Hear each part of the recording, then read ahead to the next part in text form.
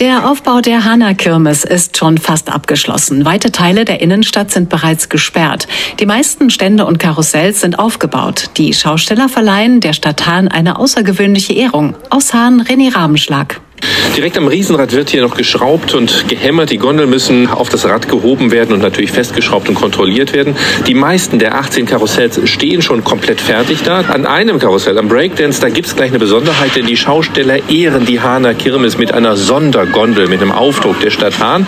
Und die reist dann quer durch Deutschland. So eine Ehrung, die gibt es nur für ganz außergewöhnliche und wenige Volksfeste in Deutschland.